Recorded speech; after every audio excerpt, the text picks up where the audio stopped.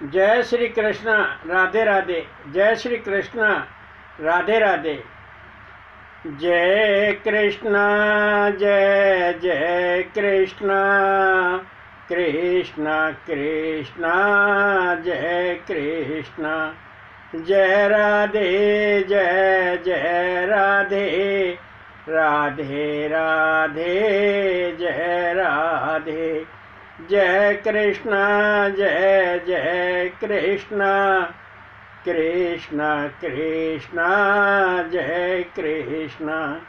जय राधे, जय जय राधे, राधे राधे जय राधे। सभी विष्णु भक्तों ने पिछले कथा प्रवचन में श्री भागवत का रहस्य, श्री भागवत का महात्म्य और भगवान श्री कृष्ण को कोई भी काम करने से पूर्व अवश्य प्रणाम करना चाहिए। वही सच्चिदानंद स्वरूप हैं। आइए आज आपको नैमिषारण्य में ले चलते हैं। नैमिषारण्य में 88,000 ऋषि मुनियों ने संकल्प किया कि एक ज्ञान यज्ञ का अनुष्ठान करते हैं, जैसे लोक कल्याण हो और जीव कल्याण हो। भगवत कथा अमृत है एक बारा, शौनक मुनि 88,000, नैमिषारण्य विराजमाना, नमः कर सुत पूछ समाना। तो 88,000 ऋषि मुनि एकत्र हुए और उनमें शौनक मुनि सबसे वयोवृद्ध और कुशल श्रोता हैं। वे वेद, उपनिषद, पुराण के प्रकांड पंडित हैं। सभी 88,000 ऋषि मुनियों का शौनक मन है। शरीर से तो वो अलग अलग हैं, लेकिन मन एक है। जैसा शौनक जी करेंगे वैसा ही हम स्वीकार करेंगे। नैमिषारण्य में विराजमान होकर और वो आज आपस में विचार विमर्श करने लगे कि इस ज्ञान यज्ञ का अनुष्ठान कौन कराएगा, कौन ऐसा कुशल वक्ता होगा जो 1000 वर्ष में पूर्ण होने वाला यह ज्ञान यज्ञ हम ऋषि मुनियों को करा सके। जब वो आपस में विचार विमर्श कर रहे थे ऋषि मुनि, तभी रोमहर्षण सूत जी हाथ में कमंडल लेकर बड़ी तेज गति से आते हुए दिखाई दिए। 88,000 ऋषि मुनि खड़े हो गए और सूत जी नैमिषारण्य में पधारे। 88,000 ऋषि मुनियों ने उनको साष्टांग प्रणाम किया, उनका बड़ा भारी आदर सत्कार किया और सम्मान के साथ रोमहर्षण सूत जी को उच्च आसन पर विराजमान किया, बिठाया। रोमहर्षण किसे कहते हैं? जिनको देखकर जीव का रोम रोम पुलकित हो जाता है, प्रसन्न हो जाता है, वह रोमहर्षण है। रोमहर्षण सूत जी को देखकर 88,000 ऋषि मुनियों का मन बड़ा प्रसन्न हुआ और शौनक मुनि उनका सम्मान करते हुए, उनको प्रणाम करते हुए सूत जी से बोले, कोट सूर्य सम ज्ञान तेहारा, कथा अमृत कहो सार उसारा। भक्ति ज्ञान वैराग्य रूपा, कर्ण रसायन बहो स्वरूपा। कहे सूत जी महाराज, आपका ज्ञान करोड़ों सूर्य के समान दीप्यमान है, प्रकाशित है। आपके हृदय में वेद शास्त्र, सारे पुराण उपनिषद प्रकाशित हैं। हमें एक ऐसी कथा का सार रूप में श्रवण कराइए जो भक्ति ज्ञान और वैराग्य से परिपूर्ण हो और कर्ण रसायनमयी हो। कर्ण रसायन मई का अर्थ है कि वह कथा जीव के कानों की औषधि हो। अर्थ हुआ कि वह कथा शब्द रूप में कर्ण के द्वारा जीव के हृदय में प्रविष्ट हो। ऐसी कथा का श्रवण हमें कराइए। विवेक वृद्धि हो किस प्रकारा, माया मोह मिटकत संसारा। दैत्य वृत्ति जो घोर कलिकारा, क्लेशाक्रांत जीव को ढारा। और जीवों में विवेक अवृद्धि किस प्रकार हो, जीवों का कलह कलेश मोह माया किस प्रकार नष्ट हो। आज इस कल काल में, घोर कलयुग में जीवों की दैत्य वृत्ति हो गई है और उस दैत्य वृत्ति से किस प्रकार जीव को छुटकारा मिले। कथा किसको कहते हैं? कथम इत कथा, जिसमें ब्रह्म के कार्यों की चर्चा हो, भगवान की लीलाओं का वर्णन हो और जिसको सुनकर जीव भगवान के चरणों में प्रेम करने लगे, आस्थामय हो जाए, श्रद्धामय हो जाए, वह कथा है। कथा दो प्रकार की होती है, वेदांत रूपी कथा और शरणागत रूपी कथा। वेदांत रूपी कथा बड़ी ध्रुव है, बड़ी कठिन है, उसको हर जीव श्रवण नहीं कर सकता है। वेदांत रूपी कथा को सुनने के लिए श्रोता और वक्ता दोनों ही बड़े विद्वान प्रकांड पंडित होने चाहिए, जब ही वह कथा समझ में आएगी। और शरणागत रूपी कथा बड़ी सहज है, सरल है, आसानी से समझ में आ जाती है।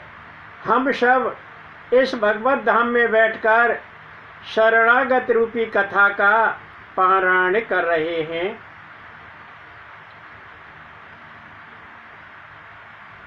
शौनक आदि ऋषियों ने कहा कि हे सूत जी, जीव हेतु एक ऐसा शाश्वत साधन बताइए जो जीवों के लिए कल्याणकारी हो, जिससे सांसारिक सुख नहीं, जीव को भगवान का वैकुंठ धाम प्राप्त हो। सूत जी नहीं बोले। फिर शौनक आदि मुनि बोले कि एक ऐसी कथा सुनाइए जो पवित्र को भी पवित्र करने वाली हो। सूत जी नहीं बोले। फिर शौनक मुनियों ने कहा कि सूत जी, चिंतामणि लौकिक सुखकारी, कल्पतरु मिल स्वर्ग श्री प्यारी, पर गुरुदेव तुम मिले एक बारा, पाए जीव वैकुंठ करारा। कि यदि जीव को चिंतामणि मिल जाए तो उसे संसार के सारे सुख प्राप्त हो जाते हैं। यदि जीव को कल्प वृक्ष मिल जाए तो स्वर्ग के सारे वैभव ऐश्वर्य प्राप्त हो जाते हैं। परंतु यदि जीव को गुरुदेव आप जैसे संत एक बार मिल जाएं तो जीव को परम धाम की प्राप्ति होती है। जीव को भगवान के परम धाम में पहुंच जाता है। सूत जी कहने लगे, शौनक मुनि कहने लगे कि गुरुदेव, हमारे हृदय में अंधकार है और भगवान श्री कृष्ण श्याम हैं, वो हमें दिखाई नहीं देते हैं, क्योंकि हमारे दिल में अज्ञान अंधकार है, उसको दूर कीजिए। गुरु कैसे किसको कहते हैं? गु माने अंधकार, रू माने दूर करना। ऐसे संत जो भक्त के अंधकार को दूर करके उसमें ज्ञान रूपी प्रकाश ज्योतित करते हैं, वो गुरु कहलाते हैं। नैमिषारण्य में भागवत कथा का पहली बार श्रवण ब्रह्मा जी ने नारायण के श्रीमुख से किया था और इसी नैमिषारण्य में श्री सत्यनारायण की कथा प्रथम बार हुई थी। नैमिषारण्य किसे कहते हैं? भगवान नारायण की नेमी इस क्षेत्र में शीर्ण हो गई थी और जब ब्रह्मा जी ने 1000 वर्ष तक निर्वात जगह में जब कुछ नहीं दिखा, कमल के पत्ते पर बैठ के भगवान का तप किया और नारायण प्रकट हुए। कहने लगे कि ब्रह्मा जी, आप 100 वर्ष और तप कीजिए। तब ब्रह्मा जी ने ब्रह्म से पूछा, नारायण से पूछा कि मैं वह तप कहाँ करूं? तब नारायण भगवान ने बताया कि जहाँ मेरे चक्कर की नेमी शीर्ण हो जाए, पृथ्वी को स्पर्श करने लगे, वही क्षेत्र परम पवित्र होगा। भगवान नारायण ने अपना चक्कर छोड़ दिया और ब्रह्मा जी पीछे पीछे चल दिए और सीतापुर जिले के जंगल में चक्कर की नेमी शीर्ण हुई पृथ्वी को स्पर्श किया और स्पर्श करके नीचे छेद करती हुई धंसती गई। उसने नीचे के 6.5 लोकों का छेदन कर दिया, आधा लोक रह गया। ब्रह्मा जी ने कहा कि प्रभु आप बंद कीजिए, और भगवान ने उस चक्कर को बंद किया। जिस छेद पर वह नेमी निकली, वहाँ से एक धारा फिर स्फुटित हुई और वह नैमिष कुंड बना। आज भी वह नैमिष धाम के नाम से प्रसिद्ध है। हजारों श्रद्धालु दर्शन के लिए वहाँ प्रतिदिन जाते हैं। तो यह नैमिषारण्य परम पवित्र अरण्य है, जहाँ ब्रह्मा जी ने चतुपदीय भागवत का श्रवण नारायण से किया था। शौनक आदि ऋषि बोले कि गुरुदेव, हमारे दिल में जो अज्ञान अंधकार है उसे दूर कीजिए। जब 88,000 ऋषि मुनि सूत जी से अपने दिल के अज्ञान अंधकार को दूर करने के लिए कह रहे हैं, तो हम भी उस अज्ञान अंधकार को अपने दिल से दूर करते हैं। आइए। गुरु जी दूर करो मेरे दिल में अंधेरा है, गुरु जी दूर करो लाख अयोग्य सही, यह दास तो मेरा है, गुरु जी दूर करो मेरे दिल में अंधेरा है। मीरा पुकार रही गिरधर मेरे आ जाओ, बीड़ा के तारों में मेरे श्याम का वसेरा है, गुरुजी दूर करो मेरे दिल में अंधेरा है।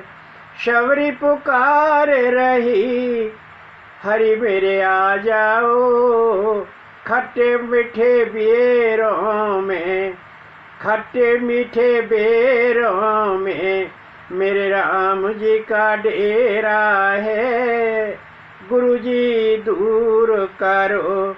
हम सब पुकार रहे हरि मेरे आ जाओ, मेरी श्री भागवत में गुरु जी की वाणी में मेरे श्याम का वसेरा है, गुरु जी दूर करो। तब सूत जी महाराज बोले कि शौनक आदि ऋषियों, काल सर्प का जीव है ग्रासा, सुख कथा न सहे तो तेराशा, सूत जन्म का पुण्य वेलो का, भगवान दर्शन पा अशोका। के इस संसार सागर में जीव काल रूपी सर्प का ग्रास है, और उस ग्रास का ही नाश करने के लिए सुखदेव महाराज जी ने राजा परीक्षित को कथा का श्रवण कराया था। जब वो राजा परीक्षित ऋषि शाप से ग्रस्त हो गए, उन्होंने राजपाट छोड़ दिया और शुकताल में गंगा के पुलन पर पहुँचे और गंगा की रेती में अनशन पर बैठ गए। सुखदेव जी महाराज उनको श्री भागवत कथा का पारायण कराने लगे।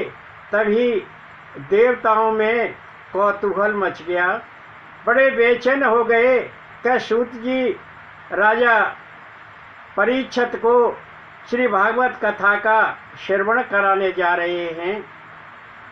कहने लगे कि हम उस कथा का पारायण करेंगे। कुछ देवगण बोले कि सुखदेव जी महाराज को, व्यास जी को कुछ देने के लिए तो चाहिए, क्योंकि गुरु का भक्त ऋणी होता है।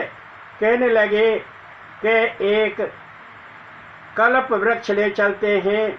कुछ देवगण बोले कि वह ग्रहण नहीं करेंगे। फिर कहा कि अप्सरा ले चलते हैं। फिर कुछ देवगण बोले कि सुखदेव जी तो निष्काम हैं। फिर कुछ देवगण बोले कि अमृत ले चलते हैं। देवराज नारद जी, देवराज इंद्र बड़े प्रसन्न हुए कि हाँ ये ठीक है, और वो अमृत कलश लेकर सुखदेव जी महाराज के पास पहुँचे और सुखदेव जी महाराज को वो अमृत कलश देते हुए कहा कि सुखदेव जी, इस अमृत का पान राजा परीक्षित को कराइए और श्री भागवत कथा का अमृत पान हम देवों को कराइए। सुखदेव जी पहले तो हंसे, फिर उनका उपहास करते हुए कहने लगे कि जो लोग भक्ति शून्य होते हैं वो श्री भागवत कथा का श्रवण करने के अनधिकारी होते हैं। तो यह एक ऐसी कथा है कि जिसको देवगण भी नहीं सुन सकते, जो देवताओं को भी दुर्लभ है। आप सभी इस भगवत धाम में आकर श्रवण कर रहे हैं। आप सभी बड़े सौभाग्यशाली हैं। भगवान श्री वासुदेव की महती अनुकंपा है आपके ऊपर। उन्हीं के अनुग्रह से आप इस भगवत धाम में पधारे हैं और श्री भागवत का श्रवण कर रहे हैं। सुखदेव जी के श्री भागवत का सप्ताह श्रवण करके राजा परीक्षित ऋषि शाप से मुक्त हुए और उनको मोक्ष पद प्राप्त हुआ। जब ये बात ब्रह्मा जी को पता लगा तो ब्रह्मा जी बड़े आश्चर्यचकित हुए और उन्होंने संसार के सारे मुक्ति के साधनों को तराजू के एक पलड़े में रखा और श्री भागवत को दूसरे पलड़े में रखा, तो भागवत का पलड़ा भारी रहा। सारे देवगण चकित रह गए कि ये तो बड़ी महत्वमयी कथा है, ये तो जीव का कल्याण करने वाली कथा है। तो इस प्रकार श्री भागवत का पारायण राजा परीक्षित को सुखदेव जी ने कराया था।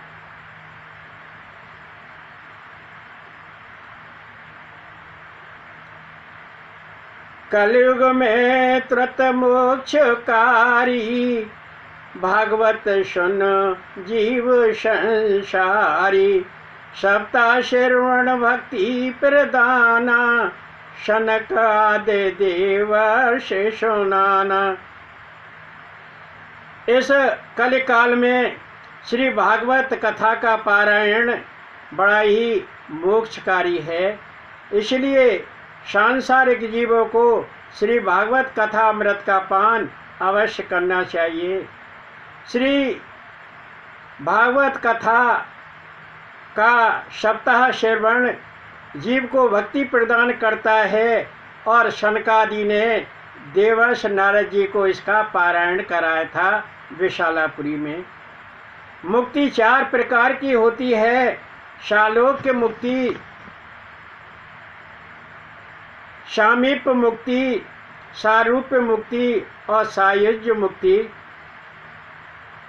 जब जीव का लीला धाम में, भगवान के लीला धाम में वास होता है तो वह शालोक्य मुक्ति कहलाती है। जब जीव का भगवान के चरणों में सानिध्य होता है तो वह सामीप्य मुक्ति कहलाती है। और जब जीव भगवान के संग, भगवान के जैसे कार्य करता है तो वो सारूप्य मुक्ति कहलाती है। और सायुज्य मुक्ति, जब जीव भगवान के एक आत्म भाव को प्राप्त होता है तो वह सायुज्य मुक्ति कहलाती है। आप सभी बड़े सौभाग्यशाली हैं कि आपकी सालोक्य मुक्ति तो हो गई, क्योंकि आप भगवान के लीला धाम में कथा का श्रवण कर रहे हैं।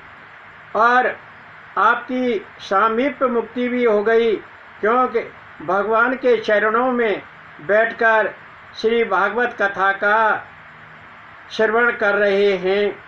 क्योंकि बीच में श्री भागवत स्वरूप में भगवान विराजमान हैं, एक तरफ वक्ता और एक तरफ श्रोता हैं।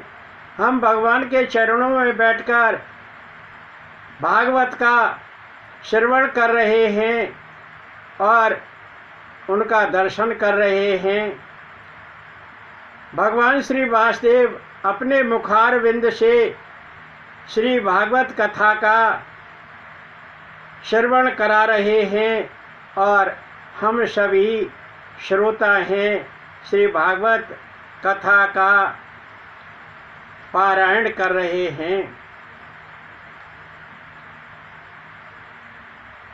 गोवर्धन गिरधारी मुरारी शुद्ध लेना हमारी। गोवर्धन गिरधारी मुरारी शुद्ध लेना हमारी। लेना हमारी शुद्ध लेना हमारी। गोवर्धन गिरधारी मुरारी शुद्ध लेना हमारी। गज ध्रुवल्य शबरी मीरा। बलि प्रहलाद नरसी तार भव तीरा। धरा धर्म संतन के हितकारी। शुद्ध लेना हमारी। गोवर्धन गिरधारी मुरारी शुद्ध लेना हमारी। लेना हमारी शुद्ध लेना हमारी। गोवर्धन गिरधारी मुरारी शुद्ध लेना हमारी। जय श्री कृष्ण। राधे राधे।